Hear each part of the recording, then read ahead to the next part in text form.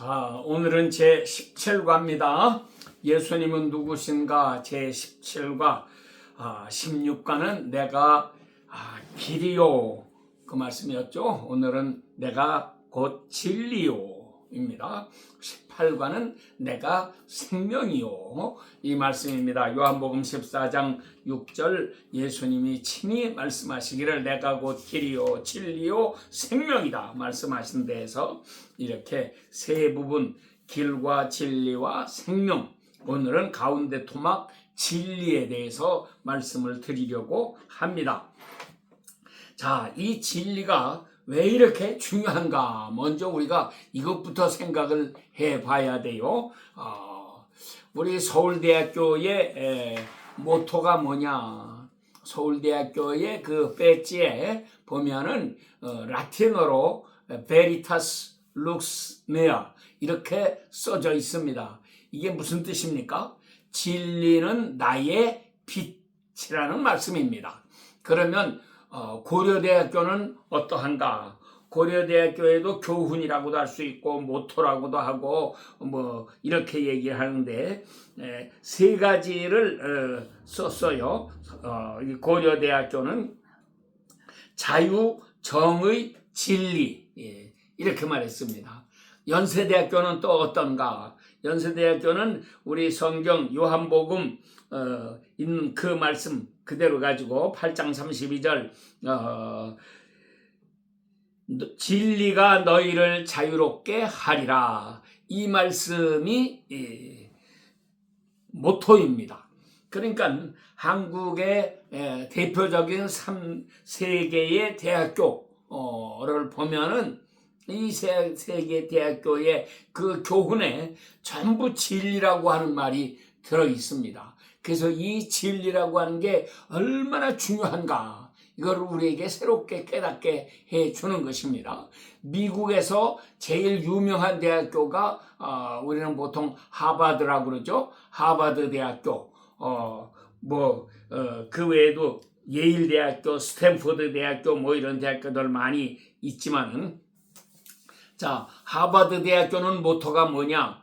라틴어로 베리타스. 우리 서울대학교에서 보았던 그대로 베리타스 라틴어입니다. 진리라고 하는 말입니다. 간단해요. 아예 딱 그거 하나만 이렇게 내세웠습니다. 그러니까 하버드 대학교의 목표는 진리를 찾는 거라 그 말이죠. 진리를 찾는 거고 진리를 추구하는 거고 진리를 가르치는 거고 이렇게 한다는 얘기예요. 그러면 예일대학교는 또 뭐냐? 똑같아요. Veritas et Lux 그랬어요. 이것도 다 라틴어입니다. 베리타스는 진리란 말이고 룩스라고 하는 거는 이 빛이란 말이죠. 빛의 단위를 룩스라고 그러지 않습니까? 룩스로 표현하지 않습니까? 그런데 et라고 하는 가운데 있는 거는 영어로 하면 and. 그래서 진리와 빛 이것이 예일대학교의 모토입니다. 자, 그러니까 세계의 유명한 대학들이 자기네 대학교의 모토를 진리에다가 두고 있다고 하는 것입니다. 그런 면에서도 우리가 이 진리라고 하는 말이 얼마나 중요한 말인가 하는 것을 깊이 깨달을 수가 있는 것입니다. 그래서 이 진리라는 말을 우리가 중요하게 생각해야 되고요. 학문 중에서도 가장 높은 학문을 철학이라고 말합니다. 철학은 이렇게 눈에 보이는 형이하학의 세계가 아니고 눈에 보이지 않는 세계, 형이상학의 세계를 다루는 문제이기 때문에 그래요. 그래서 우리 신학도 이 철학에 들어가게 됩니다. 그래서 신학 박사라는 학위, 우리 신학교에서 박사 학위를 받게 되면 철학 박사를 받는 사람이 있고 신학 박사를 받는 사람이 있고 이렇게 되는데 이 철학이라고 하는 거를 우리는 밝을 철자 배울 학자에서 밝은 학문이다. 그러니까 곧 다른 말로 바꿔 말하면 어두운 것을 찾고 연구하는 게 아니고 밝은 것을 찾는 거예요. 인생에서 가장 밝은 것이 무엇이냐. 그래서 이거를 깨닫는 거죠. 이거를 영어로는 필라소피라고 그래요. 필라소피란 말은 필리아라는 말하고 소피아라고 하는 말이 합해진 말입니다. 필리아라는 말은 우리가 사랑이라고 많이들 알고 계시죠? 예수님께서 베드로에게 나타나셔서 내가 나를 사랑하느냐 물으실 때 첫째는 이렇게 아가페로 물으셨어요. 그리고 그랬더니 베드로가 대답하기를 필리아로 대답했습니다. 두 번째도 또 아가페로 물으시니까 베드로가 필리아로 대답해요. 그러니까 세 번째에 가서는 예수님께서 네가 나를 사랑하느냐? 이번에는 아가페라고 안 물으시고 필리아로 물으셨어요. 그랬더니 베드로가 역시 대답하기를 필리아로 대답을 합니다. 그래서 우리말을 번역은 그냥 사랑하느냐 그랬더니 내가 주님을 사랑하는 줄을 주께서 아시나이다. 이렇게 사랑 그랬지만 이걸 원어를 가지고 헬라말로 보면은 필리아와 아가페와 필리아의 대화입니다. 그래서 일반적으로 우리 성경학자들이 설명해 나가는 것은 예수님께서 베드로에게 나타나셔서 네가 나를 아가페의 사랑으로 사랑하느냐 물었더니 베드로는 나는 아가페의 사랑으로는 못하고 필리아의 사랑으로 주님을 사랑합니다. 이렇게 대답을 했다는 거죠. 두 번을 계속 그렇게 하고 세 번째에 가서는 예수님께서 뜻을 바꾸셔서 아가페의 사랑으로 사랑하느냐고 묻지 않으시고 필리아의 사랑을 가지고 사랑하느냐고 물으셨고 역시 베드로는 시종일관 필리아로 대답을 했다고 하는 것입니다. 그러니까 우리가 예수님을 사랑한다 하는 말에 사실 아가페로 사랑한다는 말은 우리에게도 이게 분에 넘치는 얘기인 것입니다. 우리는 그렇게 사랑 못한다. 우리는 아가페의 사랑을 가지고 사랑하지는 못한다. 우리는 필리아의 사랑을 가지고 사랑한다. 그래서 일반적으로 필리아의 사랑은 우정이라고 그러죠. 미국의 필라델피아라고 하는 도시가 있죠. 그 유명한 도시. 이 필라델피아라는 말은 필리아하고 아델포스라고 하는 두 헬라어 단어가 합쳐진 말인데 곧 형제의 사랑이라는 말입니다. 그러니까는 형제 간의 사랑은 필리아예요. 그건 아가페가 아닙니다. 그래서 우리가 이 세상 살아갈 때에 형제 간의 사랑도 필리아고 친구 간의 사랑도 필리아고 이렇게 설명을 필리아 사랑을 가지고 설명을 해나갈 수가 있는 것입니다. 그런데 아가페라고 하는 사랑은 너무나 거룩한 사랑이 돼서 하나님이나 하실 수 있는 사랑이지 우리 같은 사람들은 아가페의 사랑을 가지고 하나님을 사랑하기는 어렵다. 그래가지고 이제 이렇게 그런 의미로 사용을 하게 되는데 자 학문 중에 최고의 학문이 필라소피 철학이라고 한다. 그럴 때의 철학이란 바로 지혜를 사랑하는 것이다. 그런 말이죠. 지혜를 사랑한다. 다른 말로 말하면 또 진리를 사랑한다. 그래서 솔로몬이 지혜의 왕이 되니까 남방 여왕이 시바의 여왕이 솔로몬을 만나보려고 많은 예물을 가지고 왔습니다. 당시에 주변에 있는 많은 나라의 왕들이 솔로몬을 만나보고 싶어서 지혜의 말씀을 듣고 싶어서 이렇게 다 찾아오면서 자기 딸들을 데리고 오고 자기 나라에서 최고의 미인들을 골라가지고 솔로몬에게 갖다 바치느라고 이렇게 찾아왔지만 그 많은 사람들 가운데서도 우리 성경에서 얘기하는 것은 특별히 예수님이 말씀하시는 것은 마지막 날 심판 때에 남방 여왕이 일어나 이 세대 사람을 정죄하리니 그가 솔로몬의 지혜로운 말을 들으려고 먼 곳에서부터 이렇게 찾아왔음이니라 라고 말씀하는데 지혜를 찾는 사람을 하나님은 너무너무 기뻐하시고 이렇게 복을 내려 주신다는 것입니다. 그리고 우리 성경이 다 지혜의 말씀이에요. 특별히 성경의 제일 핵심 부분에 있는 말씀이 잠언이라고 하는 책이죠. 이 잠언은 지혜의 책입니다. 또 우리 구약 성경에서 지혜 문학이라고 하는 책이 3가지가 있어요. 그래서 잠언, 전도, 그 앞에 있는 게 욥기. 그래서 욥기와 잠언과 전도서 3권을 지혜 문학 책이다. 그래서 우리가 정말 지혜를 받기 원하고 지혜를 알기 원하면 이 3책의 말씀을 집중적으로 잘 읽고 공부하고 이걸 깨달아 나가는 그런 사람들이 되어야지만 하겠습니다. 여러분들이 그냥 성경에 우리 신약 성경 모든 말씀 다 중요하지만 그 신약 성경보다 구약 성경에 가서 이렇게 욥기와 잠언과 전도서 이 3군데의 말씀을 잘 읽고 깨달아가면 지혜를 많이 주실 것입니다. 솔로몬이 왕이 되어가지고 하나님 앞에 기도할 때에 일천 번제를 드리고 기도할 때에 하나님께서 네가 나에게 무엇을 구하느냐 내가 너에게 무엇을 줄꼬 하고 물으셨더니 솔로몬이 얼른 대답하기를 주여 나에게 지혜를 주시옵소서 이렇게 간구했습니다. 그래서 나는 작고 이 백성들은 많고 한데 내가 무슨 수로 이 많은 사람들을 재판을 할 수가 있겠습니까? 그러니 하나님께서 나에게 지혜로운 마음을 주셔서 이 백성들을 바르게 재판할 수 있게 해 주시옵소서. 그래서 하나님이 심히 기뻐하시고 그에게 지혜를 부어주셨는데 이 지혜가 바로 이 진리에서부터 나오는 거죠. 진리가 지혜인 것입니다.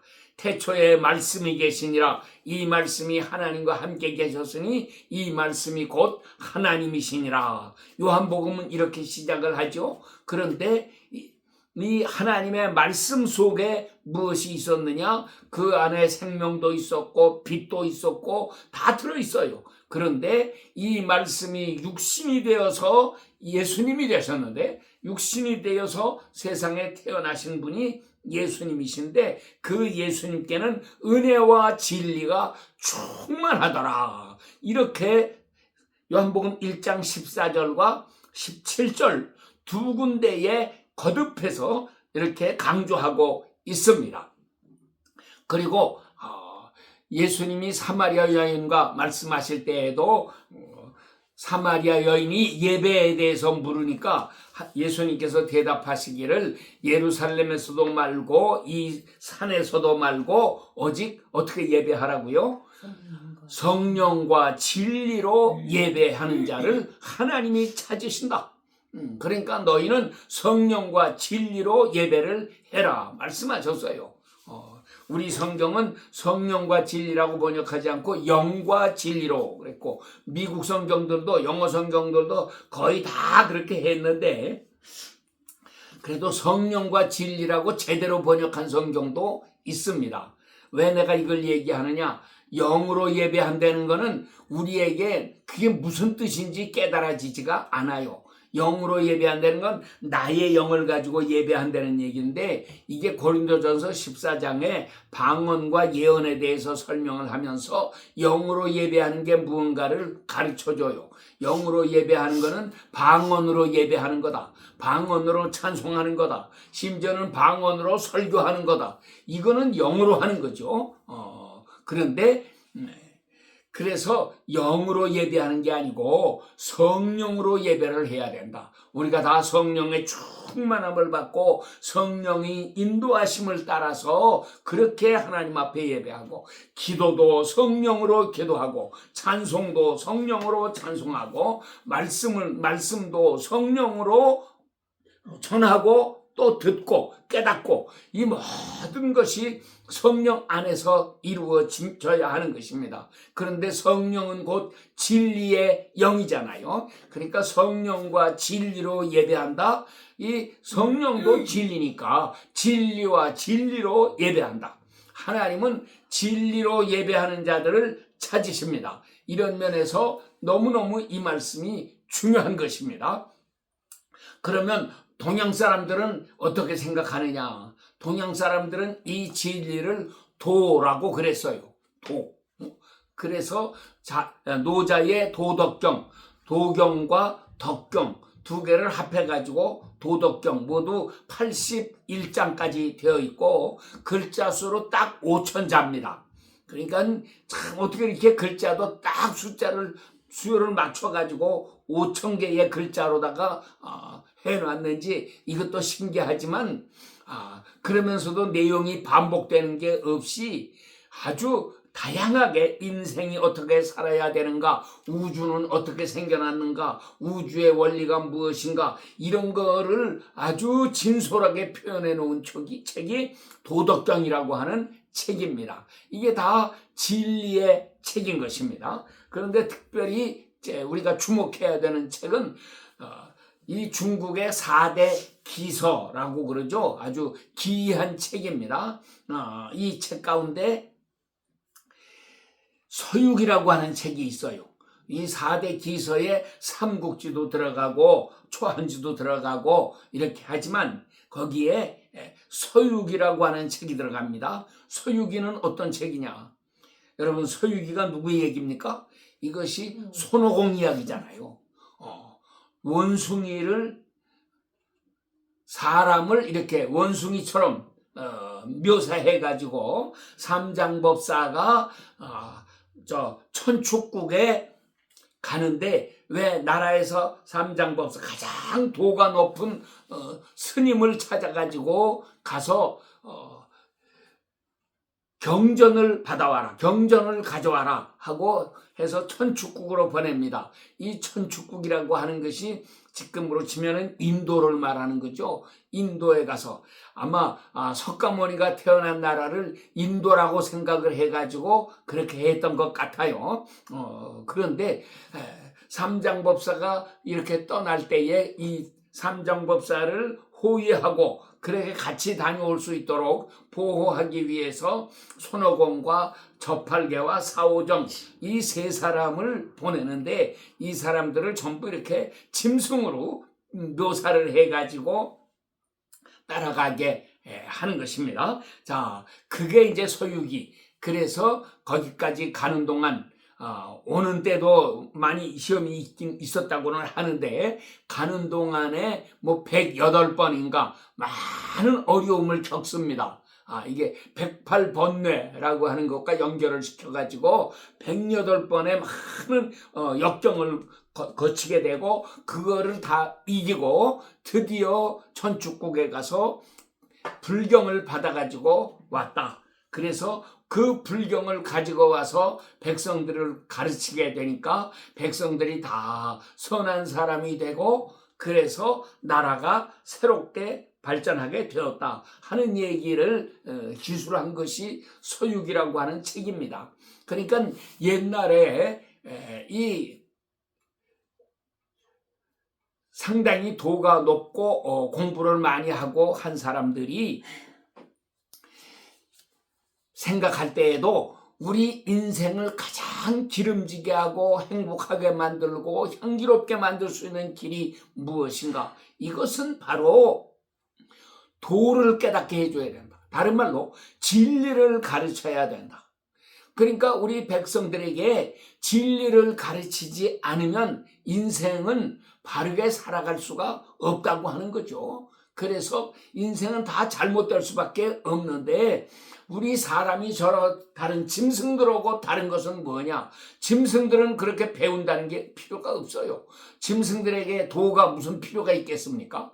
그래서 우리 한자말에도 우이독경이라고 그러죠. 소귀의 경읽기다. 소귀에다가는 아무리 경을 읽어줘봐야 소용이 없다. 그러면 누구 귀에 경을 읽어줘야 돼요? 소 같은 인간들, 돼지 같은 인간들, 개 같은 인간들에게는 아무리 가르쳐줘봤자 그거 다 소용없는 거고 정말 도를 듣기를 사모하는 진실한 사람들에게 이 경을 읽어줘야 그 사람이 새로운 사람으로 변화를 받는다고 하는 것입니다. 그래서 우리가 세상 살아갈 때 그 옛날 사람들이 한 얘기니까 그까짓 거 무시해도 된다 이런 생각 갖지 말고 이런 얕은 생각을 가지면 큰일 나는 것입니다. 옛날 어른들이 평생을 두고 또 수천 년의 세월을 지나오면서 연구하고 깨달은 것, 그것을 가지고 우리에게 도를 사모하는 사람이 되라 해서 가르쳤으니까 우리가 그런 말씀들을 마음에 새기고 우리도 이 도를 사모하는 사람이 돼야 하는 것입니다. 그런데 이 도가 곧 진리라고 하는 것입니다. 그래서 진리, 우리말 글자로 하면은 참된 이치가 진리죠. 그래서 참된 사람이 돼야 한다. 참된 길이 어디 있는가? 이 말의 반대말은 거짓이죠. 거짓된 길. 그래서 세상 사람들은 거짓된 길을 다 갑니다. 그런 가운데서 하나님께서는 참된 길을 찾는 사람을 찾고 계시고 이런 사람에게 복을 내려 주십니다. 그래서 우리 성경에는 소돔 고모라가 의인 10명이 없어서 멸망을 당했던 것처럼, 그리고 예루살렘이 멸망당하게 될 때에는 하나님께서 예레미야에게 말씀하시지 않았어요? 그래서 예레미야 5장 1절 말씀 보면 예레미야에게 말씀하시기를 너는 빨리 일어나서 저 큰 성읍 예루살렘에 가서 그 큰 거리에서 찾아보고 알아라. 만약에 그 중에서 공의를 행하며 진리를 구하는 사람을 한 사람이라도 찾으면 내가 이 성을 사해 주리라 말씀하셨어요. 그런데 한 사람도 없었다는 얘기죠. 그러니까 결국 어떻게 됐습니까? 바벨론이 이 나라에 쳐들어와 가지고 다 무너뜨려버리고 그 나라에 잘난 사람들 다 잡아가고, 그리고 예루살렘 성전은 다 불태워지고 성전에 있는 그 값비싼 보물들 전부 바벨론이 뺏어가 버리고 이렇게 큰 불행을 맞이하게 되었다고 하는 것입니다. 그런 속에서 우리가 정말 진리의 사람들이 돼야 합니다. 오늘날 이 마지막 시대에는 온갖 거짓이 판치고 있는 나라 아닙니까?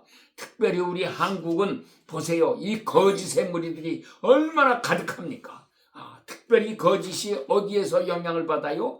공산주의자들로부터. 그래서 북한으로부터 지령을 받고 중국의 저 시진핑이 이 못된 놈한테서 지령을 받고 이래가지고 부정선거를 저지르고 그런 자들이 오히려 세력을 가지고 윤석열 대통령도 이렇게 결박을 하고 잡아가겠다고 이 짓을 하고 있고, 그렇지만 하나님께서 함께 하십니다. 왜 우리 백성들이 이렇게 되느냐? 진리가 없기 때문에, 또는 진리를 가졌다는 사람이 약하기 때문에 이 거짓의 세력에게 이렇게 당하고 있는 것입니다.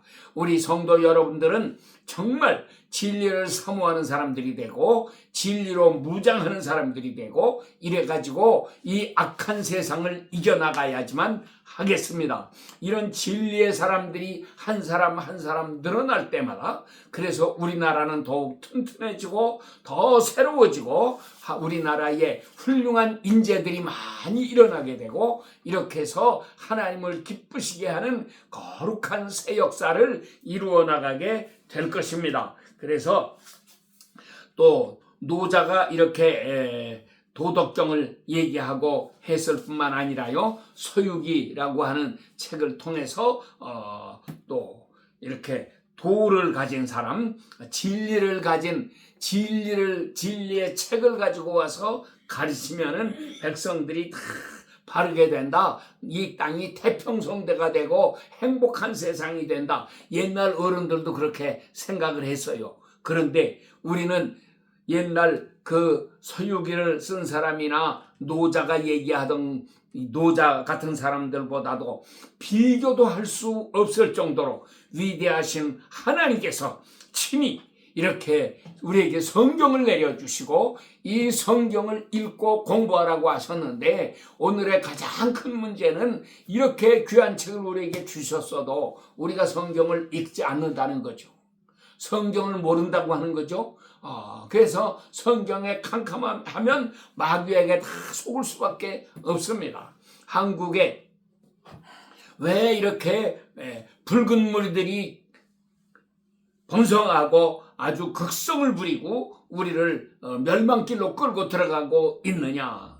답은 간단한 거예요. 우리 교회가 타락했기 때문에 그럽니다. 교회 안에 진리의 사람들이 일어나지 않기 때문에 이런 불행한 일들이 생기는 것입니다. 그러므로 오늘 이 설교를 듣는 사람, 이 말씀을 듣는 사람들부터 먼저 마음의 결심을 새롭게 하고 하나님 앞에 은혜를 간구하면서 날마다 성경을 열심히 읽고 말씀을 깨닫고 이 진리 가운데 행하는 사람들이 되어야지만 하겠습니다. 그렇게 될 때에 하나님께서 그런 모든 사람들을 통해서 큰 새 역사를 일으켜 주시고 우리 대한민국이 세계 만방에 빛나는 새 나라가 되도록 역사해 주실 것입니다. 우리는 의의 최후의 승리를 믿으면서 진리의 사람으로 변화받으면 우리는 만사 형통하는 사람이 된다. 이 확신을 가지고 우리가 다 새롭게 변화를 받아야지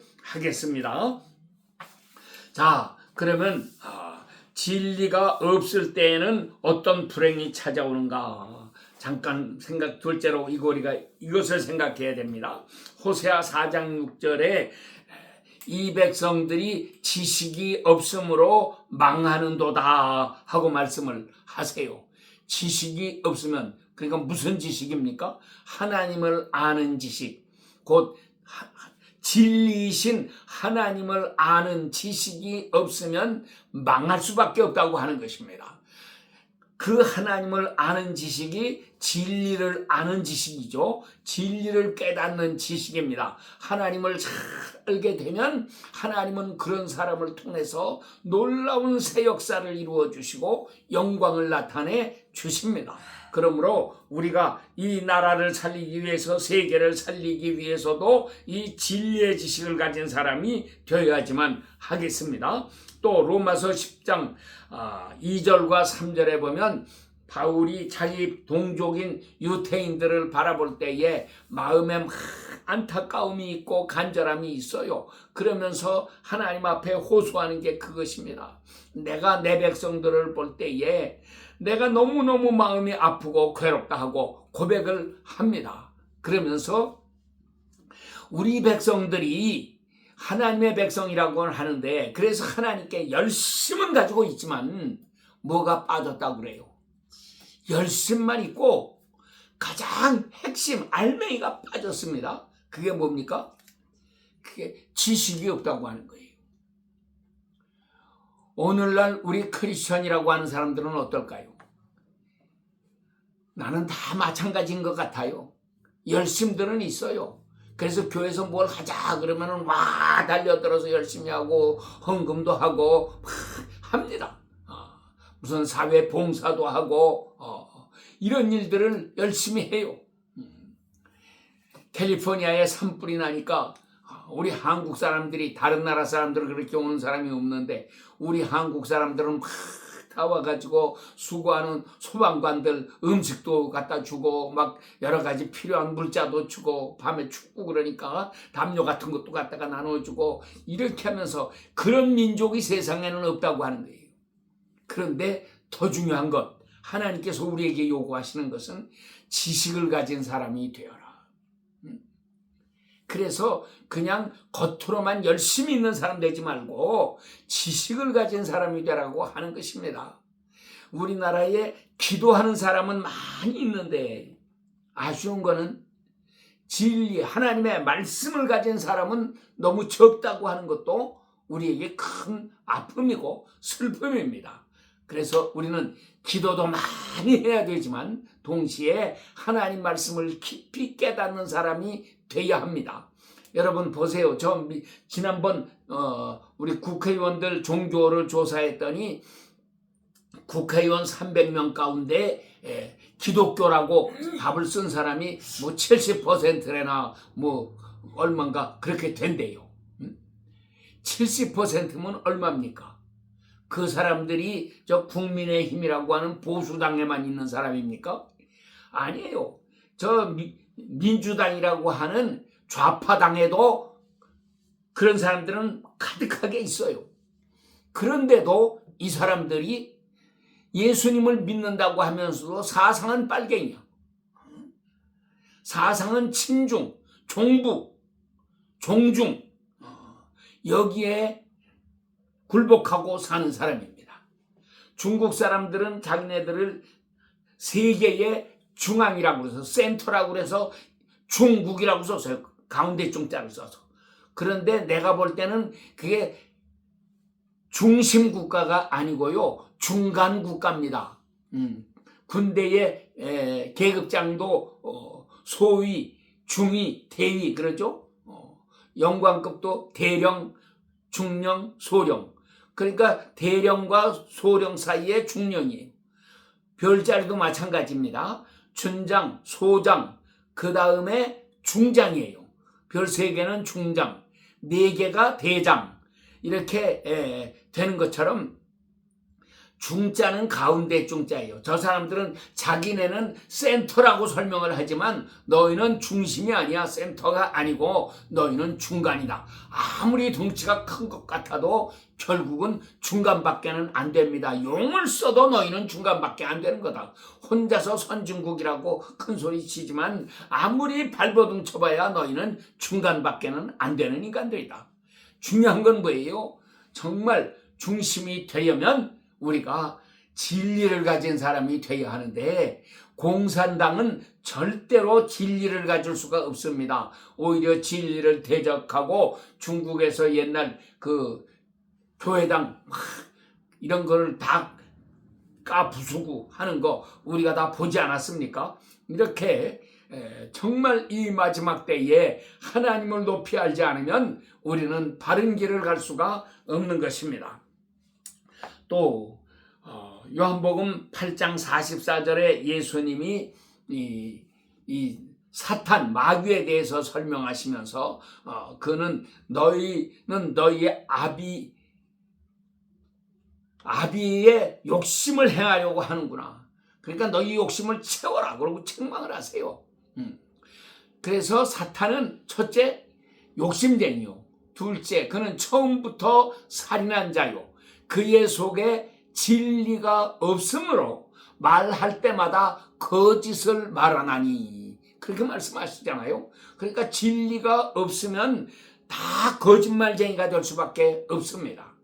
교회는 다니긴 다녀도 진리를 갖지 못하면 어쩔 수 없이 거짓말쟁이가 되는 것입니다. 그래서 우리는 거짓말쟁이 인생 살지 말고 진리의 생을 살아야 합니다. 진리이신 하나님, 진리이신 예수님, 진리이신 성령님, 이 삼위일체 하나님을 마음속에 모시고 진리의 길을 잘 가는 사람들이 되어야지만 하는 것입니다. 그리고 예수님께서 사마리아 여인에게 말씀하신 대로 하나님 앞에 예배하는 자들은 성령과 진리로 예배하라 하셨으니 우리가 우리 예배에 정말 성령이 역사하시는 예배, 진리의 말씀이 살아 역사하는 예배, 이런 예배를 하나님께 드리는 그런 사람들이 되어야지만 하겠습니다. 다섯째로는 아까도 잠깐 얘기했지만은 예루살렘에 진리를 구하는 자 한 사람이 없어서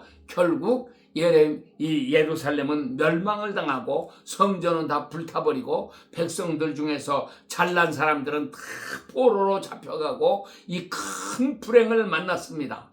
오늘날 우리가 이 세상을 바라보면서 정말 나 한 사람이라도 진리의 사람이 돼야지. 그래야 내가 내 가정을 지키고 내 나라를 지키고 내 민족을 지키고 이 세상을 지켜나갈 수 있다고 하는 이 놀라운 사실을 확신하면서 진리에 서는 사람들이 되어야지만 하겠습니다.